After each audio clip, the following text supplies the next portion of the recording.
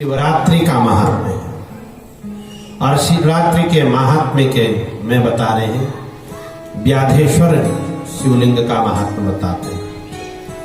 सूची कहते हैं, पुरा कश्चिद वने भिल्लो नामना यासित गुरुद्रुहा। पहले वन में एक गुरुद्रुह नाम का भील रहता था, व्याध, बड़ा पापी था। उसके घर में उसके माता पिता हैं, बूढ़े, पत्नी है, बच्चे हैं। एक दिन माता पिता ने उससे कहा, हमको बहुत भूख लगी है, हमारे लिए भोजन लाओ। अब वो वन में गया,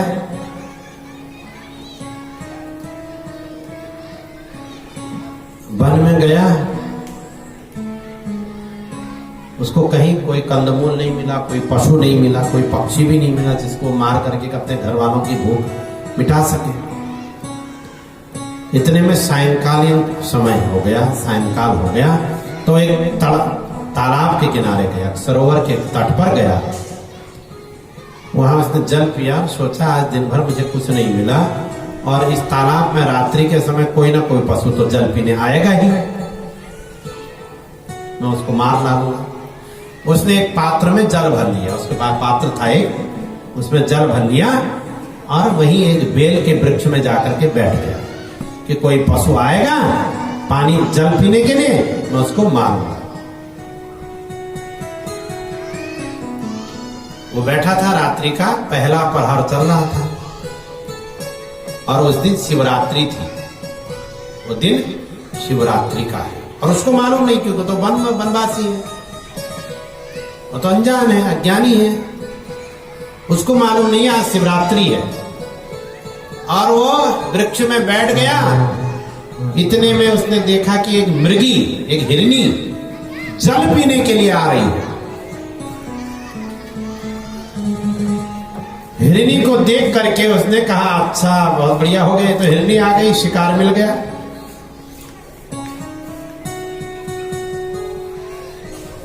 हमको शिकार मिल गया। वो प्रसन्न हो गया।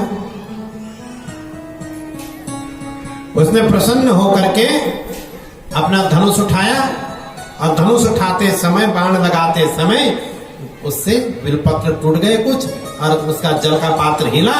उस बेलपत्र के नीचे एक शिवलिंग था, उस शिवलिंग में उसके द्वारा वो जल अनायास ही चढ़ गया और बेलपत्र चढ़ गए। ये उसके द्वारा भगवान शंकर की शिवरात्रि के दिन पहले पहर की पूजा हो गई, पहले पहर की पूजा हो गई।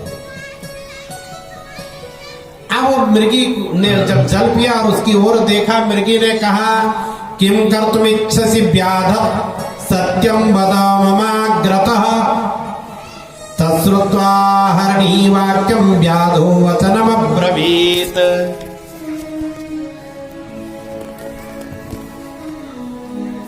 हिरणी ने पूछा कि हे व्याध, तू क्या चाहता है, तेरी क्या इच्छा है, तू क्या करना चाहता है? व्याध ने कहा कि मेरा परिवार भूखा है, मैं तुझे मार करके अपने परिवार को खिलाना चाहता हूं। मृगी ने बोला, मनमांसेन सुखम ते स्यात् देहस्यानर्थकारिणः अधिकम किम महत् पुण्यम धन्याहं नात्र संशयः। उसने कहा, हिरणी ने देखिए कितनी बढ़िया बात की। उसने कहा, हे व्याध, हे शिकारी, यदि मेरे अनर्थकारी मांस से तेरा परिवार पल सकता है, इससे बढ़कर मेरा हो भाग्य क्या हो सकता है। मैं धन्य हो गई, मेरा जीवन धन्य हो गया। परंतु मेरी बात सुन, मेरे घर में मेरे बच्चे हैं ना, को या पड़ोसी को या अपने पति को सौंप करके आती हूं, तब तक तू प्रतीक्षा कर। व्याध ने कहा, इसमें क्या सत्यता है, तू आएगी लौट करके, कौन कहेगा कि मुझे मार के खाने। कहा कि देखो व्याध, ये पूरी की है, यदि मैं ना आऊं, जो पाप ब्राह्मणों को संध्या का त्याग करने से लगता है, जो पाप वेदों का त्याग करने से ब्राह्मणों का लगता है, वही पाप मुझे लगे। हाँ, उसने कहा चलो, अब इतना तो बुद्धि भगवान ने दे दी ना, पहले पहर की पूजा होने का प्रभाव हो गया। तो उसने कहा चली चाचा जल्दी आना। अब वो चली गई, बहुत देर तक प्रतीक्षा करते रहा, वो नहीं आई। तो इतने में ही कुछ समय बाद उसकी बड़ी बहन, एक बड़ी मिर्गी आ गई। उससे भी उसने इसी प्रकार से कहा। उसने भी कहा ठीक है, मैं जाती हूं, मैं घर जाती हूं, अपने परिवार को बता करके आती हूं।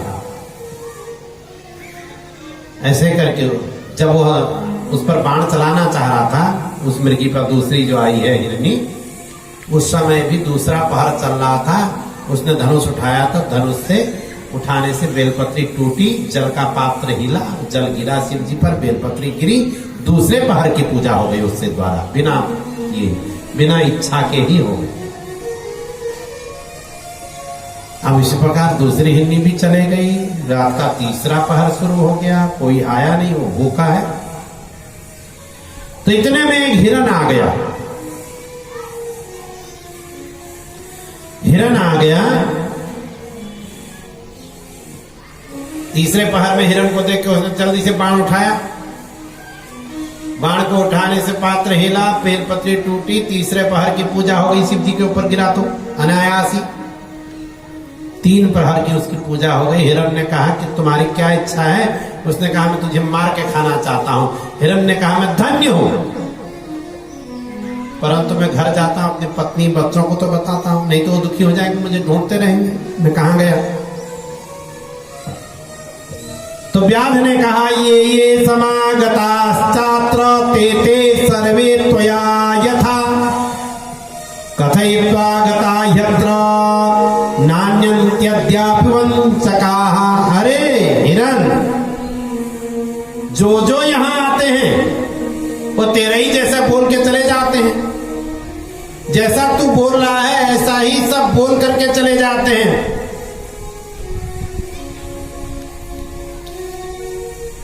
मैं कैसे मानूं कि यह बात सत्य है? उसने भी वही पहले वाली हिरनी की तरह कहा कि वेद का त्याग करने वाले ब्राह्मण को जो पाप लगता है, संध्या विहीन ब्राह्मण को जो पाप लगता है, वो पाप मुझे लगे यदि मैं ना हूं। सत्य पर सारी पृथ्वी टिकी हुई है। तो उसने कहा ठीक ही कह रहा, विश्वास कर रहा। 3 पहर की पूजा उससे हो ही गई थी, भगवान की कृपा तो हो ही गई।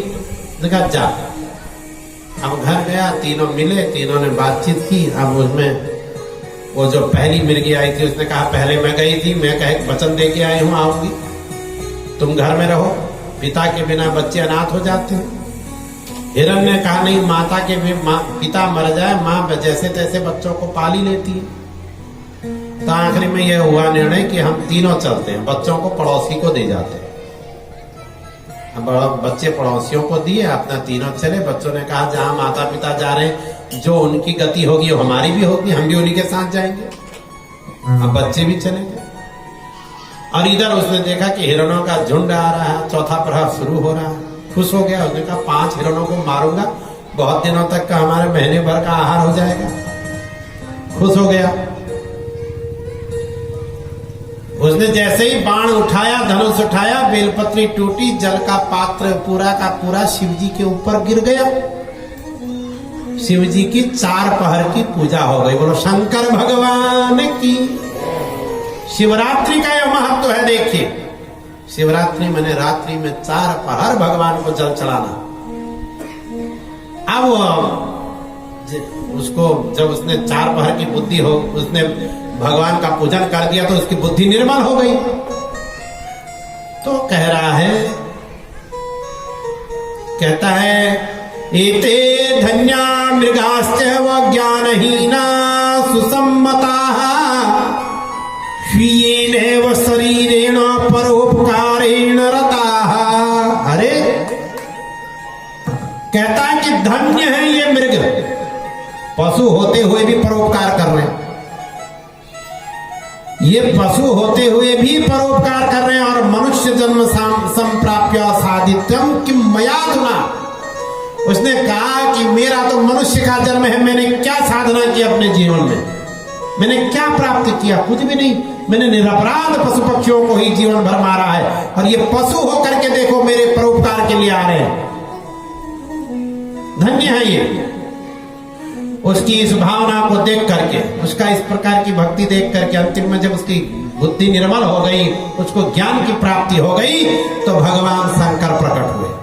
भगवान शंकर ज्ञान के देवता है। शिव जी की पूजा से ज्ञान की प्राप्ति होती है। ज्ञानम इच्छेत महेश्वरम, ज्ञान की इच्छा हो तो भगवान शंकर का पूजन करिए, शिव जी का पूजन करिए। शिव जी प्रकट हुए। शिव जी ने कहा, शृणुप्याधद्य भोगास्त्वं भुंसं दिव्यान् यथेप्सितान् राजधानीं समाश्रित्य श्रृंगबेरपुरे पराम्। अरे व्याध, तू मेरी बातों को सुन।